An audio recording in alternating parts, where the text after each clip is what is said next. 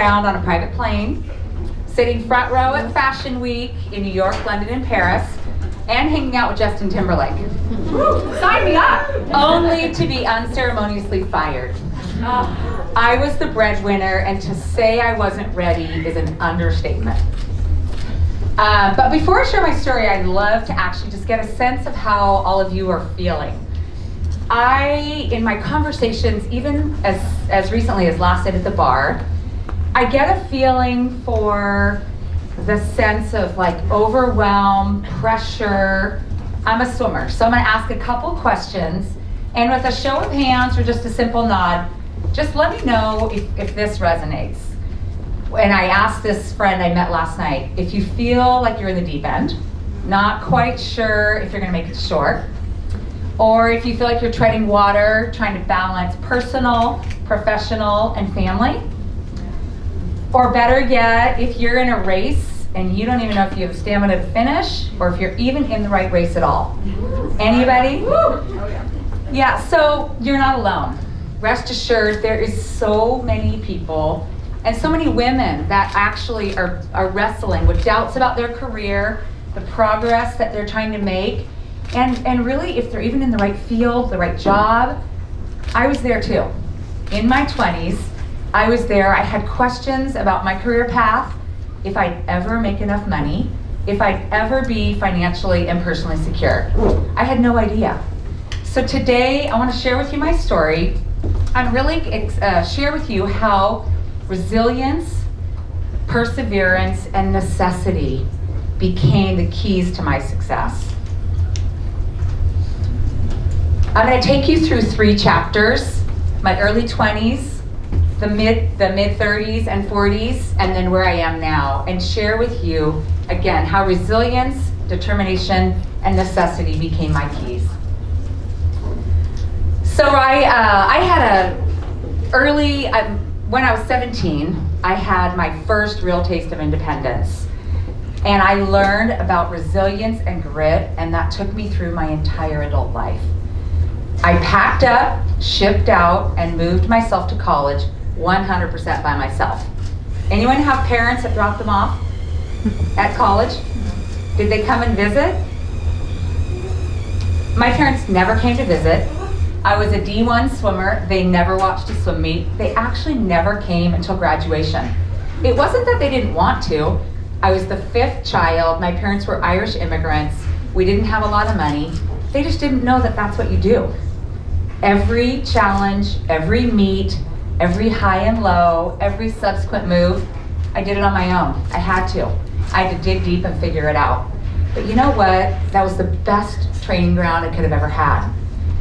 That continued. My resilience was just getting warmed up when I graduated from Cal, and my dad made it super clear I was off the payroll. I didn't have any money. I had a degree in business and economics, but I had no experience. I had no mentors or no network. Today, most of you probably have mentors and a network. Back then I had nothing. I had to kind of just dig deep and figure it out. I had dreams of a job in sports marketing. That came and went when the interviews I was completely unprepared for. I was watching my friends get big jobs, high profile jobs in advertising and finance in San Francisco. And I thought, oh my gosh, what am I gonna do? The LSAT or GMAT sounded enticing. I maybe thought, well, I could go to business school or law school. I didn't have the luxury of not working. So necessity, as they say, was the mother of invention. So my eldest sister at the time was living in the Bay Area. She was working at Nordstrom in Palo Alto. I hopped in the car with her, and I got hired as a cashier. And then later worked my way up to a sales associate. So my job in retail compared to my friends' jobs in private in investment banking, advertising, finance was super humbling. I was completely in an outside lane. I didn't know what I should be doing. I didn't know if that was the right thing, but at least I had a job. I was ridden with doubt. I wasn't sure if this was actually gonna pan out. I was literally living in my sister's storage room, and I'll never forget, it was like a little peaked A-frame house, And the storage room had such a low ceiling, I had to like duck in and duck out to go to bed. I was borrowing her car, and then I just would show up and work my minimum wage job at Nordstrom Palo Alto. But my parents growing up had really instilled in all of us, I have 5 siblings, hard work, determination, and goal setting. And that mindset became so important for me. In addition, I was a competitive swimmer. And so I learned throughout my life just to keep swimming, to keep pushing. I ended up doing really well, but there was a lot of times I didn't. And I just learned to like focus on my race, my lane, and not worry about who was around me, whether they were swimming faster or slower. And I had to channel that mindset. I was unsure of where I was compared to where my friends appeared to be. But I instead decided, you know what? I'm gonna focus on this job I have. I started to enjoy the day-to-day. I took more initiative. I set goals. And before long, I was like, wait, I actually kind of like this. I really leaned into the gratitude. At least I had a job. And then before you know it, I don't know if any of you worked retail, but I found really a lot of joy and satisfaction in unpacking merchandise in the morning, building a book of business, serving my loyal customers. And you know what? My determination, my goal setting, it paid off. And before long, I was promoted to department manager. And then after 10 failed attempts, no kidding, I raised my hand 10 times to become a buyer. By 10, I actually was promoted to a buyer in San Francisco, and with that, an office. So my life felt on track, but there was one thing missing. I'd been away from my family for almost 10 years. They all lived back up in Seattle. And so I thought, you know what, it's time. I was willing to risk everything that I had already worked for the past 8 years. Career I loved. I was really successful as a buyer. I had a lot of friends, college friends, new friends, and a life in San Francisco. It was on track, but I knew something was missing. And for me, family has always been my ultimate priority. So I volunteered for a job. Actually, I was able to get that job and move back to Seattle. That chapter of my life was not glamorous. That entry into college and out of college was super hard. And as I think back on it, it was the best thing that could have ever happened. I probably am guilty of coddling my kids a little bit. I see them almost every month while they're in college. The fact that my parents didn't come and visit I didn't take that as a personal, sad anything. I took it as a challenge that they believe in me, I'm capable, I'm resilient, I can do it. And I did just that. And I really realized, looking back, success isn't about a particular path. It isn't about a particular job or title or company.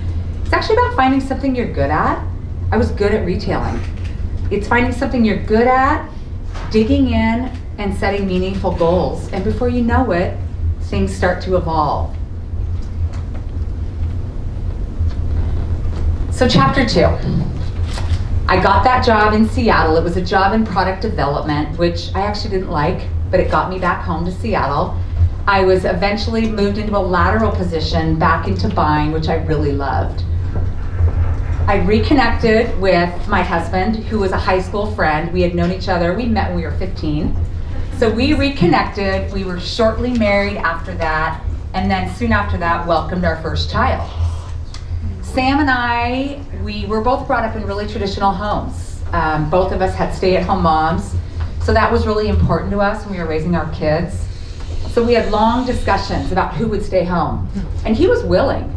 So when it came down to it, a few weeks before I was due with our daughter, we basically flipped a coin. I'm not joking. We were walking up a hill, I'm huffing and puffing, and we weren't sure. And I couldn't believe he was willing. I'm like, wow, I never really thought of it that way. So we flipped a coin, and we literally bet on my career versus his. So he traded in his career as a prosecuting attorney to be a Mr. Mom, stay-at-home dad with a minivan, and we proceeded to have 2 more kids. Our 3 kids today, you'll see a picture later on, they are 20, 22, and 24. They're best friends, and they're just the light of our life. So as Sam was doing this, I was growing in my career, I went from being a buyer with a P&L responsibility of about 70 million, and I grew that, and had a P&L responsibility of 250 million at age 34. I was the youngest VP in company history at Nordstrom. I was responsible for, thank you. I was responsible for what then was called TBD, I don't know if it still is, TBD and VP, juniors and contemporary. We grew that business from 250 million to 500 million. Most of the denim brands that you probably all know, love, and wear, we launched all those brands. We took them from 0 to 30 to 50 million, subsequently grew our total business to 500 million. When I was pregnant with our third child, the littlest one, I was actually asked to be EVP, Executive Vice President, General Merchandise Manager for all of women's apparel. I was 39 years old, 3 kids under the age of 4, and I had not only the largest job in the company, the largest job for anyone other than someone with the last name Nordstrom. It was great, it was fabulous. I realized only in looking back that as you're climbing really fast like that, your performance gets noticed, everything you do gets noticed, who you develop, the leaders on your team, how effective they are in your absence.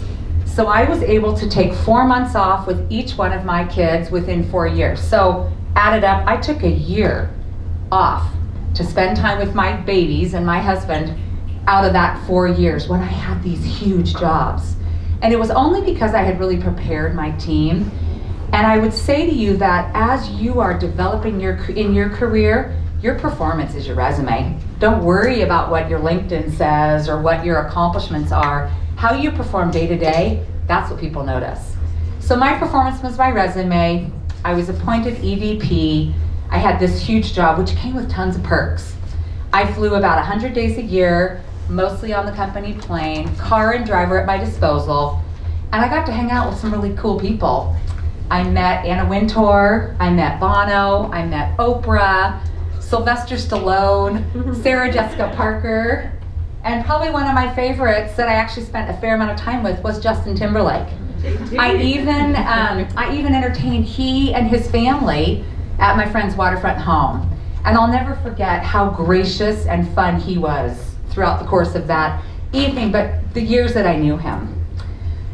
But that job came with so much pressure and expectation on behalf of not just the family and the company, but the board and Wall Street.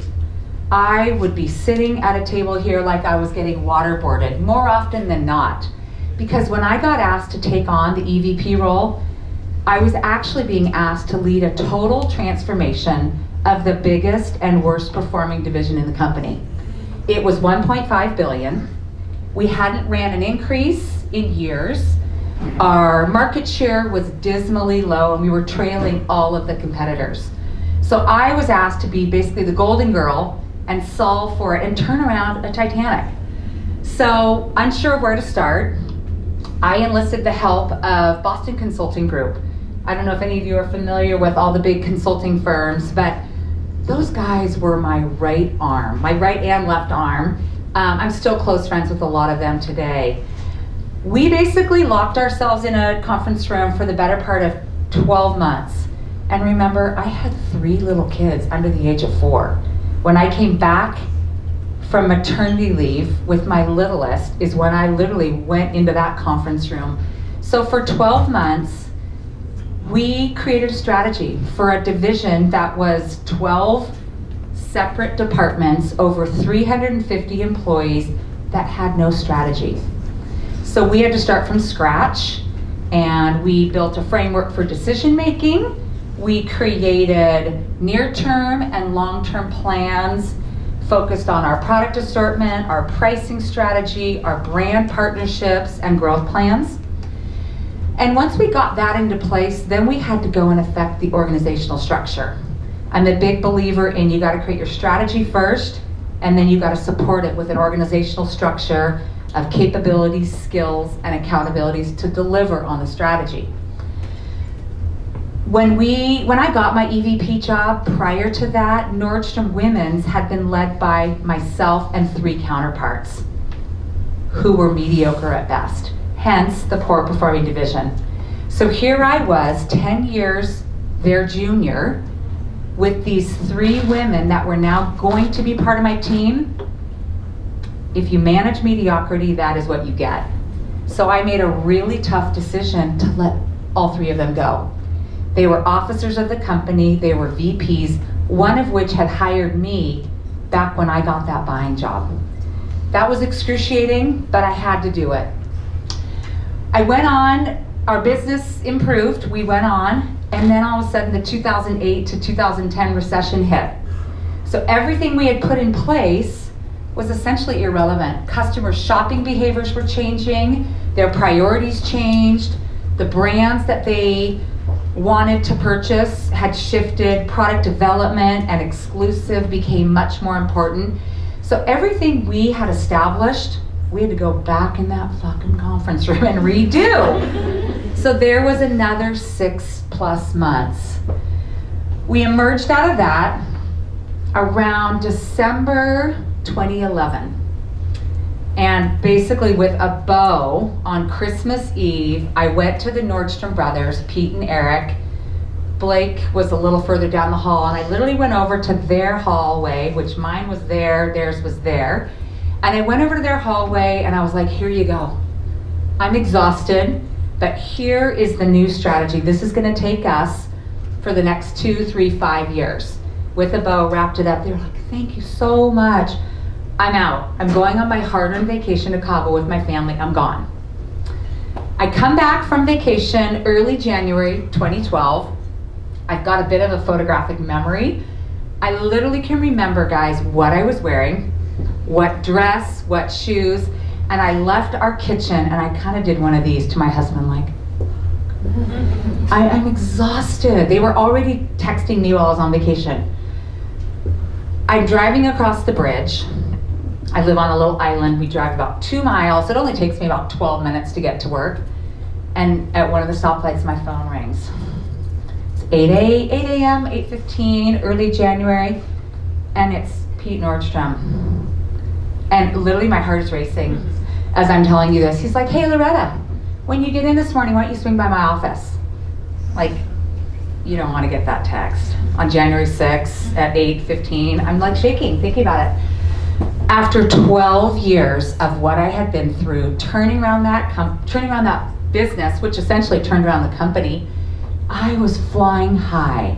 I was winning every race at the peak of my career, ready to take on the obvious next step, which he had talked to me about, was either chief merchant or maybe even president, which is what he was, and then he would assume a C-suite role.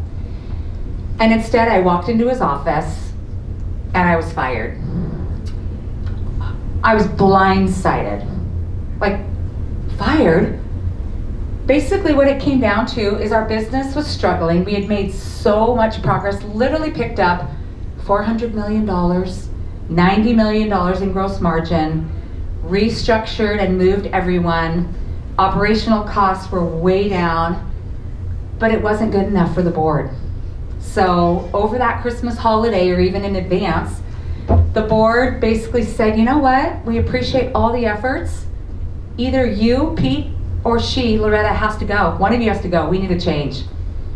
Well, his name was on the door. So it made it pretty clear that I was the one to go. And you know, that I sat in that office. It didn't take long. I don't know if any of you have been a part of those conversations, either delivering them or receiving them. They're not long. But it feels like the longest, like 6 minutes of your life. You break out in a sweat, your neck goes red, you kind of like, you start to flip. Your head is like, wait, what? So I was like, Pete, no. My instinct was to challenge, like to kind of fight back, like no way. And like justify. And I even offered, maybe I take on a smaller job. Maybe just keep me in the interim. You can't not have a leader in a $2 billion job while you search the globe for my replacement. He's like, yeah, no, I don't think that's gonna work. So I walked back to my office and I was like, wow, okay, huh. But you know what, it was like the weight of the world had been lifted off me.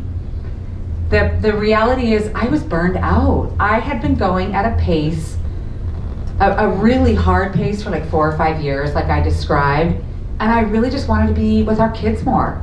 They were growing up fast. At this point, they were 6, 8, and 10, and I just craved that time and that freedom and flexibility to be with them. What no one tells you when you have the title of an executive, or even any title, if you're a mom and a wife, you actually have 3 jobs. You're an executive, you're a wife, and you're a mom. And trying to shine or excel in all of those at any one time, it's impossible. So that moment, the most profound lesson of that moment was that for the first time, I kind of choked up. Since our eldest was born, I prioritized being a mom. And I'm telling you, it's the best thing that ever happened. So I left that day.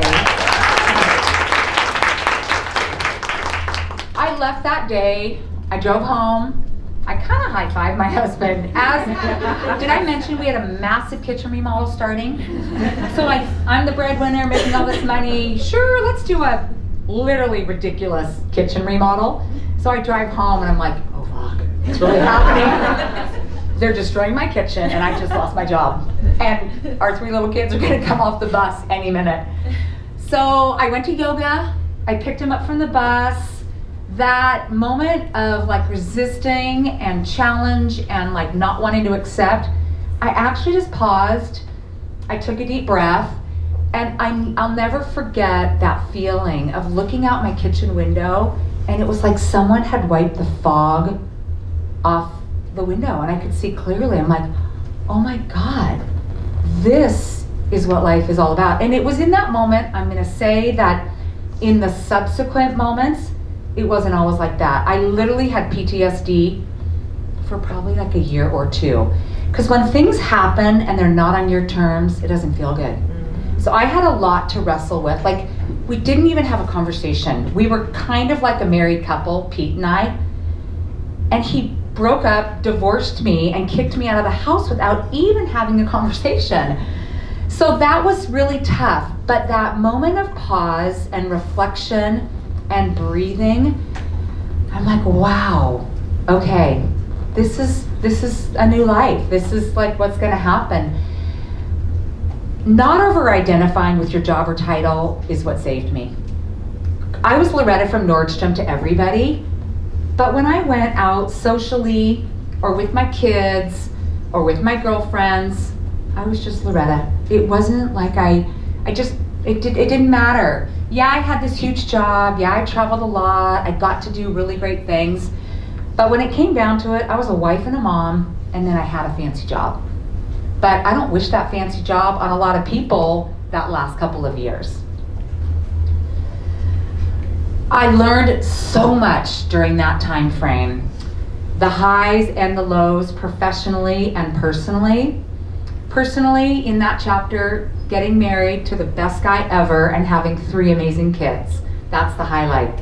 But also professionally, managing a $2 billion business, opening probably 50 stores, growing a ton of brands, and developing people. I'm so proud of that.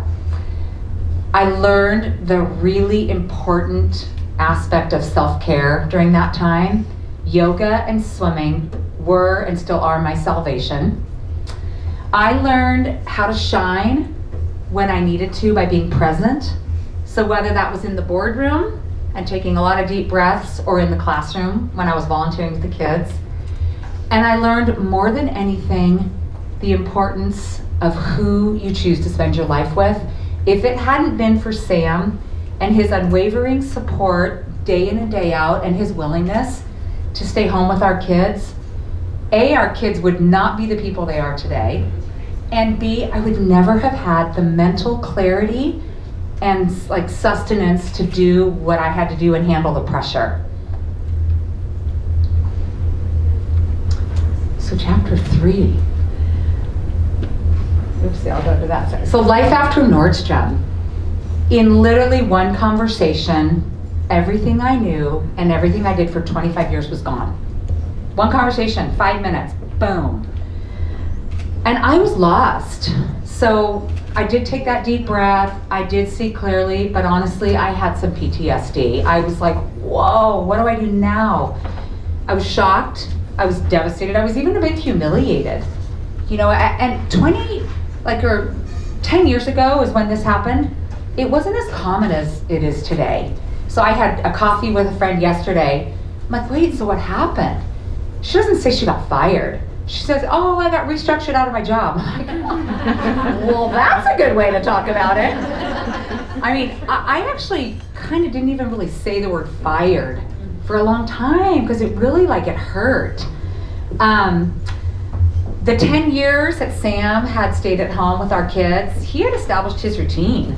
So he had it down, and he's kind of a multitasker, organized guy. Breakfast, lunch, carpool, drop off, pickup, coaching the teams. He had a rhythm, he had it down. And I'll never forget those first couple mornings, just sitting there kind of watching this all happen. I didn't know where to insert myself. I was back in that outside lane. I wasn't sure how to actually get involved in this new dynamic and how to assume this new role. I remember actually, for any of you that are moms that make lunches every day, anybody? So I was watching this all go down, and I'm like, well, what about if I take Tuesday, Thursday? He's like, Tuesday, Thursday? You mean you want to just be a part-time helper? Gradually, I found myself able to help more in the day-to-day, and I found so much joy and satisfaction in the simplest things, making after-school snacks. I loved picking them up off the bus when they get down those stairs off the bus and they start running with their backpack. That gave me as much joy and satisfaction than opening a new store and doing millions of dollars of business. I was thrilled. I had craved that for so long. So in between just the day-to-day with the kids, I also really enjoyed just going for long walks, going to yoga or swimming almost every day. I honestly just enjoyed a pace that I hadn't experienced in years, if ever. And I was like, okay, Sam was ready for the break. He was actually happy to return back to work, not as an attorney. He chose a new career, real estate. And he was so happy to kind of pass the baton. The ages of the kids at this point were 6, 8, and 10. And especially a 10-year-old little girl, wow, do they need their moms at that time. Sidebar lesson, if any of you feel oh my gosh, I'm stretched, I've got little kids, I'm traveling a lot, I'm working a lot, I feel guilty, do it when they're little. Do it when they're little. Double down on your career when they're little, because when they get older, and my daughter Declan and I are so close, she's now 23 and a half, but she would say, oh, when we started hanging out, remember that, when we started hanging out, and what she means is when I actually started picking her up from the bus at age 10, and we would go for dog walks or go for coffees or whatever, and I had the ability to actually dedicate myself to them. Before long, my phone started ringing off the hook. Brands needed my help, and on my bedroom floor, sitting with my legs stretched out on an iPad, I pieced together a consulting business, just by scratch, later with a lot more creativity and purpose, but initially, I gotta get something up because people are asking for help. I was contacted then by BCG to join their team as a senior advisor to bring my practical insights and all of the work I did with them to their global clients. Their clients really wanted someone that had actually had the job, and that was me. They're all brilliant people, but they've actually never sold or bought retail merchandise. So I had paying clients, I had a new consulting business, and I had the freedom and flexibility to kind of do it on my terms. And I finally felt wow, this is now what I've been working for my whole life. that time in my life when things felt so off for a minute, so shocking, really taught me to trust and have confidence that things have a way of working themselves out. And I would leave you with, looking back, if you face those kinds of surprise moments, you never know when, why, or where they're gonna come, just embrace it. It's probably easier for me to say standing up here now, but I had a choice back then. I had a choice to resist it, to worry, to complain, to dig my heels in, to be mad, or just say, you know what? Maybe God has a different plan. Maybe the universe has a different plan. Maybe there's something better for me. Maybe I actually can now, after working so tirelessly, spend time with my family, because that's the most important thing. And that's what we do. We spend as much time as we can together. And when you're on that roller coaster, like that previous slide, just buckle up. It's actually gonna go somewhere great. One of my best friends during that time frame wrote me a note and said, you know what, Loretta, you're on a new road. You gotta trust. This road's gonna be windy, it's gonna be steep, it's gonna be hilly, there's gonna be straightaways, and there's gonna be curves. Just embrace it, buckle up. And I've done that. And I would just kind of inspire, hopefully, all of you to do the same, that you're probably more resilient and brilliant and creative than you even know. And sometimes it's those moments that take you by surprise that you dig into that stuff and you're like, wow, you'll surprise yourself. So I would just say to lean into that and trust something better is on its way.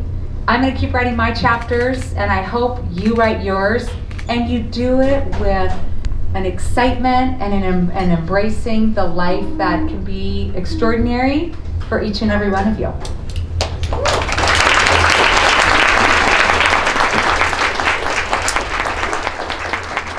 Thank you so much, Loretta. That was amazing. And this is right to your LinkedIn, so everyone please scan, follow Loretta, follow her journeys. Thank you so much for everything. Soon to be book. Yeah, I am working on a book that's the quick version I just shared with you. But if any of you are interested in being like a beta reader or providing any kind of questions or thought leading, subjects for me, just let me know. You can email me. My email is on that link as well. Amazing. Thank you so much, Loretta.